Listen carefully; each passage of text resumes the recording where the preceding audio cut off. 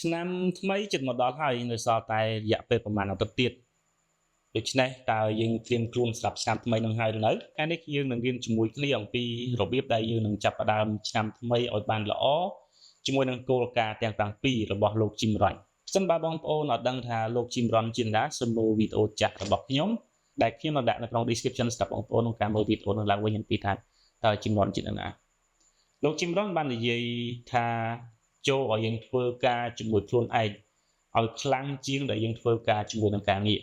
ហើយនេះបានជាគាត់និយាយបែបនេះដោយសារតែមានមនុស្សជាច្រើនគាត់បានចាប់ផ្ដើមឆ្នាំថ្មីដោយមិនបានមានគម្រោងឬក៏ដោយមិនបានត្រៀមខ្លួនឲ្យបានរួចរាល់ទាល់តែសោះដូច្នេះសង្ឃឹមថានៅពេលដែលបងប្អូនមើលវីដេអូនេះចប់បងប្អូននឹងទទួលបាននូវគន្លឹះខ្លះៗដូចជាយុទ្ធសាស្ត្រខ្លះៗនៅក្នុងការចាប់ផ្ដើមឆ្នាំថ្មីឲ្យបានកាន់តែល្អប្រសើរជាងឆ្នាំមុនៗផងដែរគោលការណ៍ទី1គឺទាក់ទងទៅនឹងការរៀបចំគោលដៅដោយមិនគ្រាន់តែការគិតប៉ងប្រាថ្នានៅក្នុងចិត្តយើងនោះទេលោក Jim Rohn បាននិយាយថាគោលដៅគឺដូចជាមេដែកដែលទាក់ទាញអ្វីគ្រប់យ៉ាងដែលនាំឲ្យសម្រេចគោលដៅអស់ទាំងនោះអញ្ចឹងសួរថាតើការប៉ងប្រាថ្នាហើយនឹងគោលដៅខុសគ្នាយ៉ាងម៉េចមើលទៅគាត់ខ្ញុំនិយាយបែបនេះចុះមនុស្សជាច្រើនប៉ងប្រាថ្នាថាគាត់នឹងរកលុយបានច្រើនជាងមុនគាត់នឹងទទួលបានប្រាក់ចំណូលច្រើនជាងមុនប៉ុន្តែសម្រាប់អ្នកដែលរៀបចំគោលដៅច្បាស់លាស់អាចនិយាយបែបនេះណាឧទាហរណ៍ណាខ្ញុំនឹងរកលុយឲ្យបាន$10,000ក្នុងមួយខែហើយខ្ញុំនឹងព្យាយាមយ៉ាងយូរត្រឹមខែ6ឆ្នាំក្រោយខ្ញុំនឹងធ្វើវាឲ្យបានតាមរយៈការធ្វើការងារបន្ថែមពីការងារដែលខ្ញុំធ្វើសប្តាហ៍ថ្ងៃតែយើងឃើញមានលក្ខណៈខុសគ្នាទេរវាងការដែលបងប្រាថ្នាហើយនិងការរៀបគោលដៅអញ្ចឹងសូមឲ្យឆ្នាំថ្មីគឺជាឆ្នាំដែលយើងរៀបគោលដៅឲ្យបានច្បាស់លាស់ដូច្នេះបើយើងមិនតរៀបទេសូមប៉ុស្តិ៍វីដេអូដែលខ្ញុំកំពុងនិយាយនេះសិនហើយសូមសរសេរគោលដៅធំចំនួន3ចុះនៅក្នុងសៀវភៅឬក៏ក្នុងទូរស័ព្ទរបស់បងប្អូនរួចហើយចាំ play មើលគោលការណ៍បន្តទៀតគោលការណ៍ទី2គឺត្រូវដឹងអំពីមូលហេតុនៅពីក្រោយគោលដៅនោះជាភាសាអង់គ្លេសគេបាននិយាយថា know your why លោក Jim Rohn បាននិយាយថាមូលហេតុមកមុនហើយចម្លើយគឺមកក្រោយ reason comes first and answer comes later ដូច្នេះគោលដៅដែលមានគោលបំណងគឺមានសារៈសំខាន់ណាស់ពីព្រោះអីបើគោលដៅគ្មានគោលបំណងគឺជាគោលដៅមួយដែលធ្វើយើងងាយបោះបង់នៅពេលដែលការលំបាកមកដល់ឧទាហរណ៍តើតើនៅខ្ញុំលើកគោលដៅពីមុនសួរថាហេតុអីបានជាខ្ញុំត្រូវការរកប្រាក់ចំណូលឲ្យបាន$10,000ក្នុងមួយខែត្រឹមខែ6ឆ្នាំក្រោយអញ្ចឹងដាក់មូលហេតុមកមូលហេតុដាក់ថាខ្ញុំត្រូវការប្រាក់ចំណូលប៉ុណ្ណឹងដោយសារតែខ្ញុំចូលចិត្តជួយគេខ្ញុំចិត្តធ្វើបន់ឬក៏ខ្ញុំចូលចិត្តផ្ដល់ពរឲ្យគេឬក៏ខ្ញុំចង់ធ្វើជាអ្នកតែចិត្តទីបើចេញប្រពោផ្នែកអតីអីជាដើមអញ្ចឹងយើងត្រូវតែធ្វើយ៉ាងណាឲ្យមូលហេតុហ្នឹងឲ្យវាធំដើម្បីឲ្យអាចជំនះរាល់ទាំងបញ្ហាដែលកើតឡើងដើម្បីកុំឲ្យបោះបង់ចំពោះការធ្វើយ៉ាងម៉េចឲ្យយើងសម្រេចគោលដៅរបស់យើងដូច្នេះបន្ទាប់ពីបងប្អូនសរសេរគោលដៅទាំង3ពីមុនរួចហើយ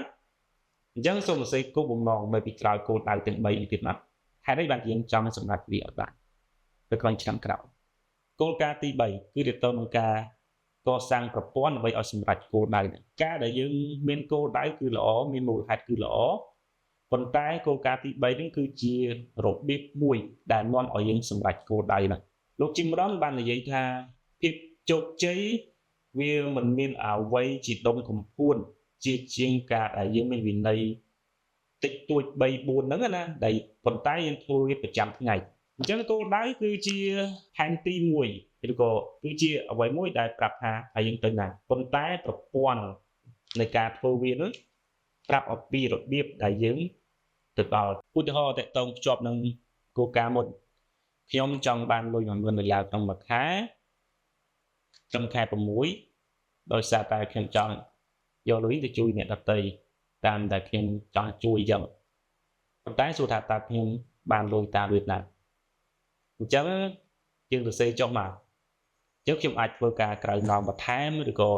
ខ្ញុំរកស៊ីបន្ថែមទៅតាមអ្វីដែលយើងចង់ធ្វើនៅក្នុង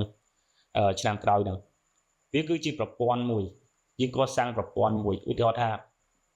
យើងធ្វើការពេញម៉ោងហើយតែយើងរៀបចំប្រព័ន្ធយ៉ាងម៉េចដើម្បីពង្រីកប្រាក់ចំណូលរបស់យើងអញ្ចឹងយើងគិតគូរអំពីរបៀបដែលយើងសម្រេចវា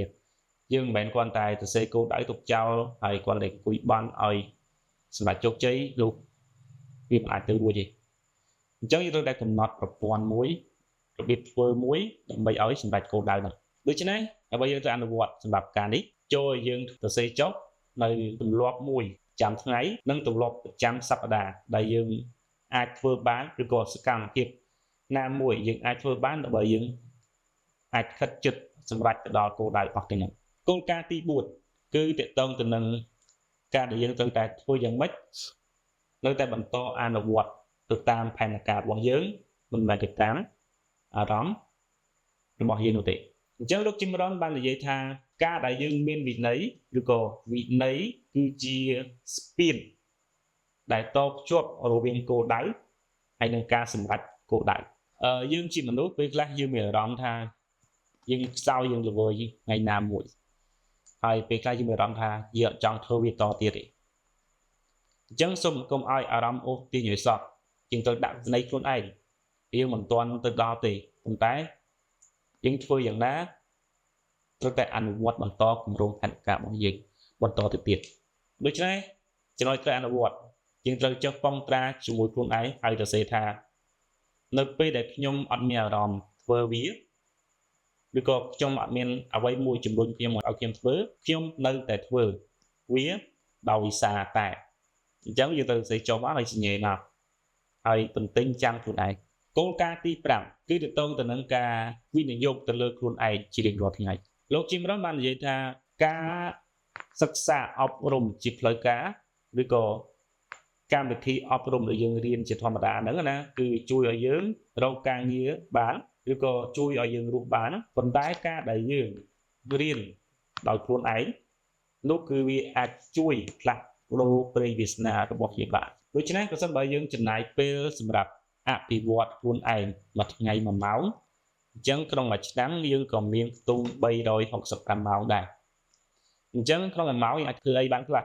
អានសៀវភៅមើលវីដេអូដែលគ្រូបង្រៀនឬក៏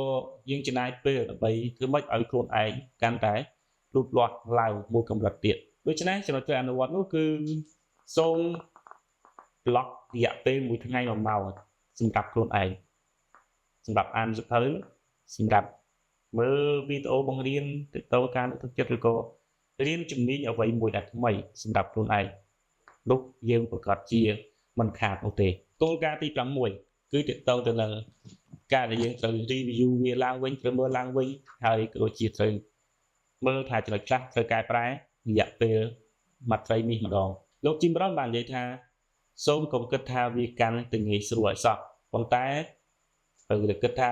យើងកាន់តែឆ្លាតជាងមុនយើងកាន់តែប្រកែកជាងមុនអញ្ចឹងធ្វើម៉េចដើម្បីយើងកាន់តែឆ្លាតកាន់តែប្រកែកហ្នឹងអញ្ចឹងត្រូវតែចំណាយពេលពិនិត្យមើលផែនការនៅសកម្មភាពរបស់យើងរយៈពេល3ខែម្ដងអញ្ចឹងក្នុងប្រតិទិនសូមកត់ទុកឲ្យហើយនៅក្នុងចុងខែ3ចុងខែ6ចុងខែ9និងចុងខែ12គឺជាពេលដែលយើងត្រូវតែជប់ពិនិត្យឲ្យវាតម្លៃទៅលើផែនការសកម្មភាពរបស់យើងថាតើយើងពិតជាធ្វើត្រូវឬក៏ដើរត្រូវផ្លូវអត់បើត្រូវទេយើងមានចំណាត់ទៅកែប្រែយើងកែប្រែហើយនៅពេលយើងកែប្រែវាគឺជាការបង្ហាញអំពីភាពបត់បែនរបស់យើងហើយភាពបត់បែនហ្នឹងគឺវាមិនមែនបង្ហាញអំពីចំណុចខ្សោយទេប៉ុន្តែវាបង្ហាញអំពីភាពខ្លាំងការបត់បែននោះក៏មិនមែនបានន័យថាយើងត្រូវបដូរគោលដៅនោះដែរគោលដៅនៅដដែលប៉ុន្តែយើងបដូរយុទ្ធសាស្ត្រធ្វើម៉េចដើម្បីឲ្យសម្រេចគោលដៅរបស់យើងអស់ទៅនោះដូច្នេះចំណុចត្រូវអនុវត្តយើងត្រូវសេទុកនៅក្នុងកឡុងយេមិនថានៅក្នុងទូរស័ព្ទឬក៏នៅក្នុងកឡុងយេមែនទេឡូតវាទុកហើយដាក់ឯថាវាជាចំណុចដែលយើងត្រូវវាតម្លៃចំពោះខ្លួនឯងអញ្ចឹងចំណុចចុងក្រោយអស់ហើយគឺគោលការណ៍ទី7គឺទាក់ទងទៅនឹងការបង្កើតនៅនិមិត្តឬក៏ទស្សនវិស័យដែលធំជាងដែលកំណត់របស់យើងលោកជីមរ៉ុនបាននិយាយថាមូលហេតុចុងក្រោយនៃការរៀបចំគោលដៅហ្នឹង គឺដើម្បីឲ្យយើងខ្លាយទៅជាមនុស្សដែលស័ក្តិសមនិងសម្រេចគោលដៅដែលយើងបានដាក់អញ្ចឹងរាល់ទាំងគោលដៅដែលយើងបានដាក់នោះគឺមិនមែនសម្រាប់តែយើងគ្រាន់តែយើងធ្វើដើម្បីឲ្យសម្រេចវាទេប៉ុន្តែគឺសម្រាប់ឲ្យយើងខ្លាយទៅជាមនុស្សមួយដែលកាន់តែល្អប្រសើរជាងមុនកាន់តែពូកែជាងមុនកាន់តែមានប្រាជ្ញាជាងមុនលោកផងដែរហើយសូមឲ្យគោលដៅឆ្នាំថ្មីនេះមិនមែនជាអ្វីយើងធ្វើធម្មតាប៉ុន្តែគឺជាអ្វីមួយដែលជួយទាញយើងទាញសក្តានុពលរបស់យើងកាន់តែខ្លាំងជួយពង្រឹងនៅភាពខ្លាំងរបស់យើងឲ្យកាន់តែខ្លាំងបន្តទៅសន្តិភាពអញ្ចឹងសូមគិតឲ្យធំជាងមុន10ដងមិនមែន 10% នៃអ្វីយើងចង់សម្រេចជោគជ័យទេគិតឲ្យវាខ្លាំងជាងមុន10ដងអីចិត្តជាតាដូច្នេះសួរខ្លួនឯងថាតើយើងចង់ខ្លាយជាមនុស្សដូចមិននៅក្នុងឆ្នាំថ្មីនេះសួរខ្លួនឯងដូច្នេះជ្រើសទៅអនុវត្តសូមសរសេរចុះថាបុគ្គលិកលក្ខណៈចំនួន5ដែលយើងចង់ឲ្យខ្លួនយើងបានផ្លាស់ប្រែក៏ដូចជាបានសម្រេចនៅក្នុងការអភិវឌ្ឍបុគ្គលិកលក្ខណៈរបស់យើងនោះដូច្នេះសរុបមកវិញឆ្នាំ2026វានឹងអាចជាឆ្នាំដែលល្អបំផុតសម្រាប់អ្នកទាំងអស់គ្នាប្រសិនបើយើងចាប់ផ្ដើមសម្រេចចិត្តនៅក្នុងថ្ងៃនេះលោកជីមរ៉ុនបាននិយាយថាជីវិតដែលប្រសើរវាមិនមែនដោយសារតែឱកាសនោះទេប៉ុន្តែជីវិតកាន់តែប្រសើរនៅពេលណាដែលយើងសប្បាយចាប់យកការផ្លាស់ប្ដូរដូច្នេះចាប់ផ្ដើមឥឡូវនេះចាប់ផ្ដើមថ្ងៃនេះនៅពេលដែលបងប្អូនមើលវីដេអូនេះទី1សរសេរចុះនៅគោលដៅទាំង3របស់បងប្អូនទី2កំណត់ប្រព័ន្ធប្រចាំថ្ងៃបានន័យថារបៀបដែលយើងសម្រេចវាឲ្យបានទី3ការបដិញ្ញាទៅលើការដាក់វិន័យលើខ្លួនឯងទី4ដែលខ្ញុំសូមនោះគឺសូម Subscribe Channel របស់ខ្ញុំក៏ដូចជាចែករំលែកវីដេអូនេះទៅដល់អ្នកដែលបងប្អូនគិតថាដែលគួរមើលវាដើម្បីឲ្យពួកគាត់បានឡើងទៅដល់មកកម្រិតទៀតចំពោះការស្វែងរកសក្តានុពលដូចជាពង្រីកនៅសក្តានុពលរបស់គាត់ដូច្នេះចូលរៀបចំខ្លួនឲ្យបានល្អសម្រាប់ឆ្នាំថ្មីហើយឆ្នាំថ្មីកំពុងរងចាំបងប្អូនទាំងអស់គ្នាហើយនៅខ្ញុំនៅផងដែរ